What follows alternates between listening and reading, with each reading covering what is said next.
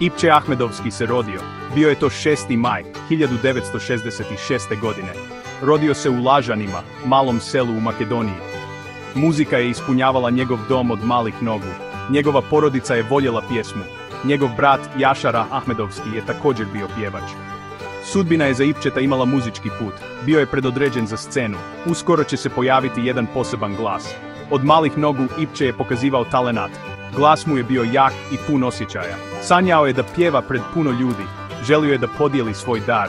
Lažani su bili mali, ali njegovi snovi su bili veliki. Često je vježbao i slušao muziku. Zvukovi narodne muzike su ga okruživali. To je postalo dio njegove duše. Znao je da mora otići. Morao je naći veću pozornicu. Beograd ga je zvao. Bio je to veliki grad, pun nade. Mnogi pjevači su tamo počeli. Ipče je spakovao svoje snove. U Beogradu Ipče je tražio je svoju priliku. Grad je bio velik i konkurencija je bila jaka. Mnogi glasovi su željeli da se čuju, ali Ipčetov glas je bio drugačiji. Imao je nešto posebno. Pjevao je po malim kafanama i klubovima. Svaku pjesmu je pjevao srcem. Tako je gradio svoj put. Polako, vrata su počela da se otvaraju. Upoznao je Radeta Vučkovića, poznatog kompozitora. Rade je vidio vatru u Ipčetu i čuo čaroliju u njegovom glasu. To je bila važna veza. Rade je odlučio da mu pomogne.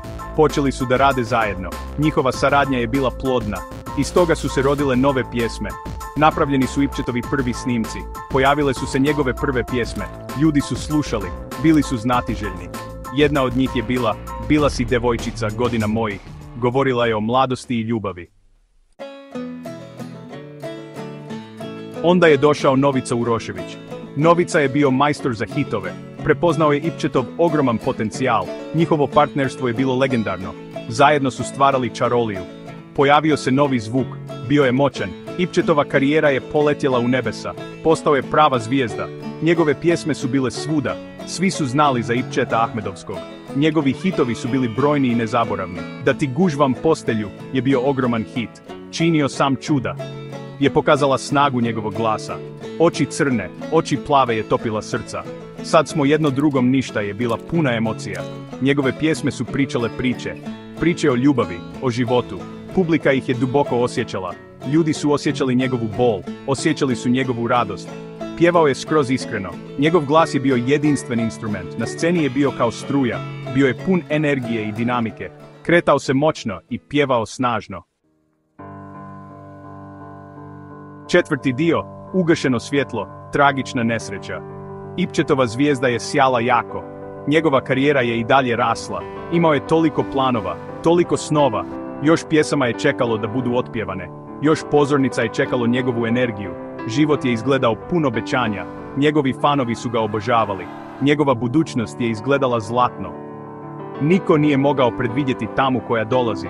Sudbina je spremala okrutan preokret. Jedna lijepa pjesma će se uskoro prerano završiti. Bio je 30. juli 1994. Bio je to mračan dan za balkansku muziku. Ipče je vozio Ibarskom magistralom. Taj put je bio poznat po opasnosti. Desila se strašna nesreća. Njegov auto se slupao. Udarac je bio jak.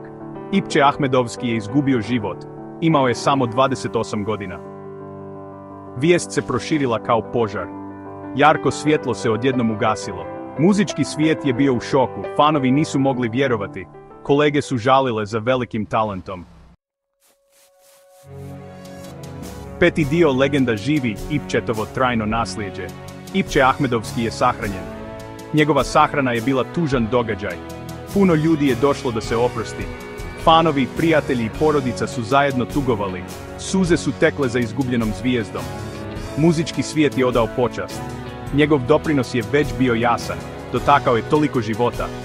Njegove pjesme su bile njegov posljednji poklon. Poklon koji će trajati zauvijek. Godine su prošle od njegove smrti. Ali Ipčetova muzika i dalje živi. Njegove pjesme su vječne. One su klasika.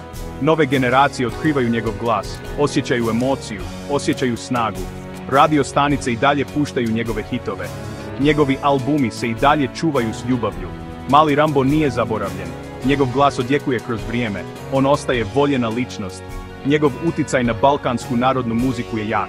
Mnogi pjevači su bili inspirisani njime.